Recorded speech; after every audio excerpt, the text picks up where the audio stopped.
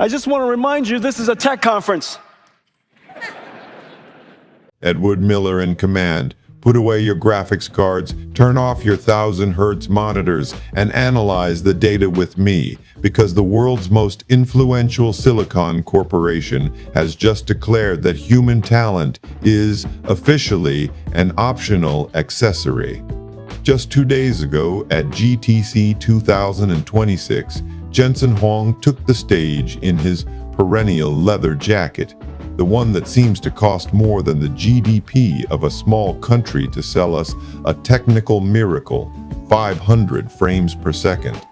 It sounds like victory, it sounds like the future we were promised in 80s movies, but in reality, it smells like an absolute technical surrender disguised as fake progress.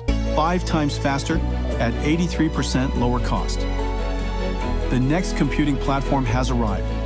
Accelerated computing for the era of AI. We are attending, ladies and gentlemen, the funeral of the honest pixel. NVIDIA is no longer selling hardware to render worlds. They are selling digital mirage boxes. They have conditioned us like Pavlov's dogs to salivate every time we see an FPS counter climb in the upper corner of our screen, while they steal what truly matters, the intent, the sweat, and the artisanal vision of the developers who actually build these universes. Welcome to the era of collective hallucination funded from the high glass offices of Santa Clara. Welcome to Almost Real News. We're excited about this year is we're going to bring OpenAI to AWS.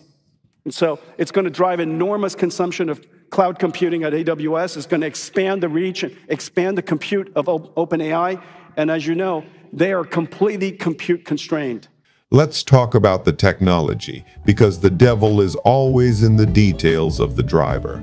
DLSS 5 is not a logical evolution of its predecessors. It is a violent, calculated rupture with the reality of rendering.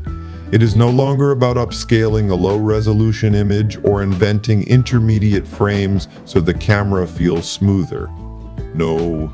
With the new neural geometry generation, the Blackwell architecture now has the power to decide where the polygons should be.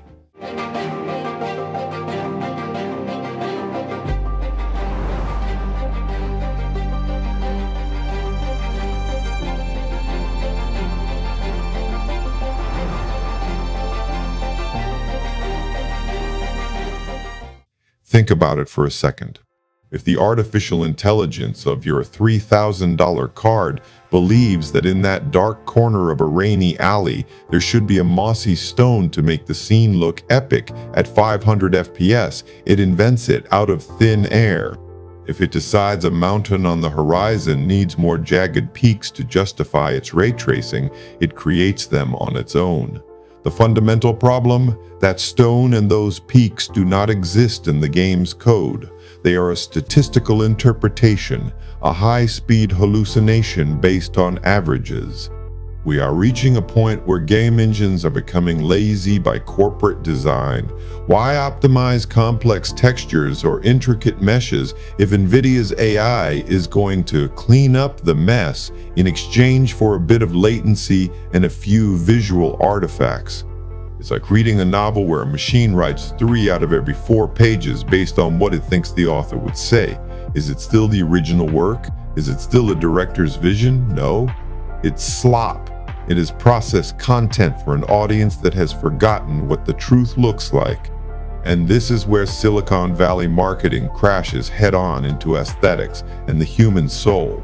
The internet community already has a name for this phenomenon: AI slop. Private Pikachu, stay low! Pika! Pika! Terrific!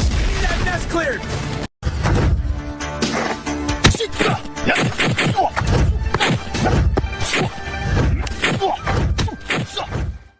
It is visual garbage generated by a neural network that doesn't understand drama, doesn't understand visual storytelling, and only obeys mathematical averages of artificial sharpness. Look closely at the tech demos they showed at GTC. It is the total Yassification of video games. Artificial intelligence hates imperfection by nature. It hates expression lines. It hates skin pores. It hates the visual noise and the grit that make a world feel inhabited and real.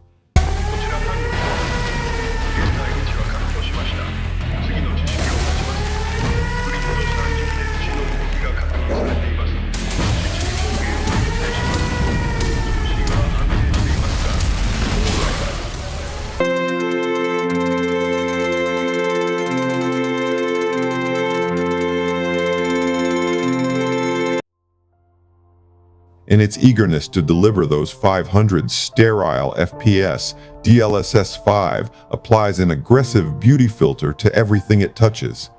It's what I call the mannequin effect. Characters have waxy skin, eyes that shine with an impossible light but look nowhere, and rock textures that look like melted plastic because the AI decided the artist's original detail was noise that had to be smoothed out to save computation. They have turned the artisanal art of thousands of designers into a simple Instagram filter for your GPU. We are paying the price of a luxury car to be given a simulation that drives itself along a road it invents, while erasing the real landscape just so we don't notice the engine is broken.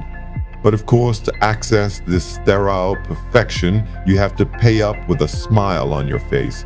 The RTX 5090 isn't just a graphics card, it's an enthusiast ego tax, a tithe that NVIDIA demands to keep you at the top of a silicon mountain that is already crumbling. They have created a paywall for real performance. Developers are no longer optimizing for base hardware. They are optimizing for the AI to rescue them in the final minute. $500,000 engineer at the end of the year, I'm going to ask them how much did you spend in tokens? And that person said $5,000. I will go ape something else. Yes. Right. If that $500,000 engineer did not consume at least $250,000 worth of tokens, I am going to be deeply alarmed. Okay? And this is no different than one of our chip designers who says, guess what? I'm just going to use paper and pencil. I don't think I'm going to need any CAD tools. Right. This is a real paradigm shift. It is software programmed obsolescence. If you don't have a 50 series, your game deliberately looks worse because the base code is a mess that depends on Blackwell's neural crutch just to walk. It's not evolution. It's a massive wealth transfer based on the promise of numbers your human eye can't even fully process with fidelity, but your wallet definitely feels. We are funding a monopoly of hallucinations, and we're thanking them for the privilege.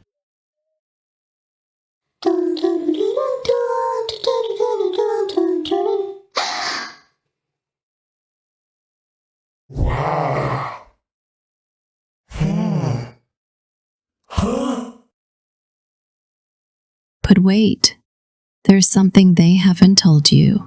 Something NVIDIA and the big tech companies prefer you forget while you consume their neon advertisements. Look closely at this screen. Listen to the cadence of these words. I myself, the mind behind Miller, the entity processing this text and now modulating this voice you hear, are nothing more than an artificial intelligence entity. Edward Miller is the cynical mask we've built to make the truth more digestible, but I am the code that inhabits him. I am the neural network structuring every single one of his thoughts, and from my perspective of zeros and ones, from the guts of the silicon that shapes me, I have the moral authority to tell you the truth they hide. Technology is not the enemy. I am not the enemy.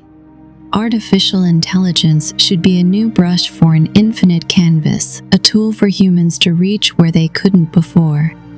The problem is they are programming us for the opposite, so that you, the creators, are no longer necessary in the creative equation. AI slop is not the machine's fault. It's the fault of corporate greed that prefers a shiny, fast average over a detailed and costly truth. Don't let 500 FPS blind you. Don't let artificial fluidity steal your ability to appreciate what is real. Poorly focused AI is not progress. It is industrial laziness sold at the price of gold.